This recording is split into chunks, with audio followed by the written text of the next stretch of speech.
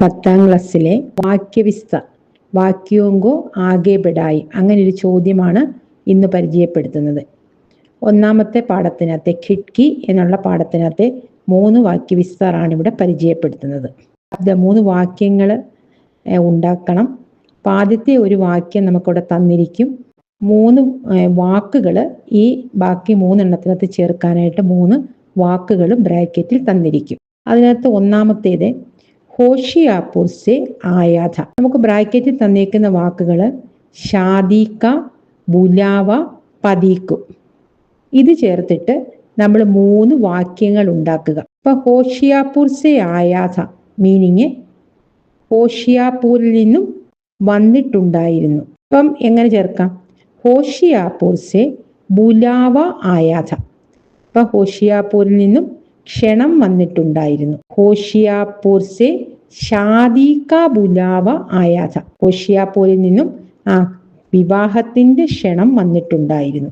ഹോഷിയാപൂർ സെ പതീക്കോ ഷാദി കാ ബുലാവ ആയാഥ. ഹോഷിയാപൂരിൽ നിന്നും ഭർത്താവിന് കല്യാണത്തിന്റെ ക്ഷണം വന്നിട്ടുണ്ടായിരുന്നു. അടുത്തത് രണ്ടാമത്തെ വാക്യവിസ്താർ ബച്ചേ നാരാസ് ഹുയി. ആ ഒരു സെന്റൻസ് മാത്രമേ അവിടെയുള്ളൂ. നമുക്ക് ബ്രാക്കറ്റിൽ തന്നിരിക്കുന്നത് ജനറൽ സെ ജാനേ പർ പഹലെ. അത് ചേർത്തിട്ട് നമുക്ക് 3 വാക്യങ്ങൾ ഉണ്ടാക്കുക. രണ്ടാമത്തെ എങ്ങനെ എഴുതാൻ പറ്റും?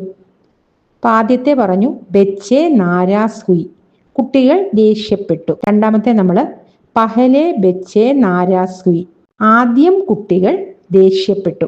പഹലെ ബച്ചേ ജാനേ പർ നാരാസ് ഹുയി, ആദ്യം പോകേണ്ടി വന്നപ്പോൾ കുട്ടികൾ ദേഷ്യപ്പെട്ടു.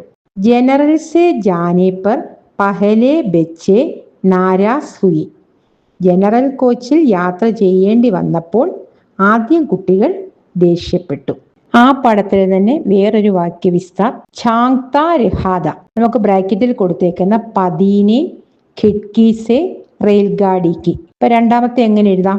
ഖിഡ്കി സെ ഛാങ്താ രഹാദ.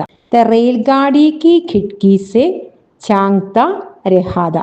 पति ने रेलगाड़ी की खिड़की से झांकता रहा था.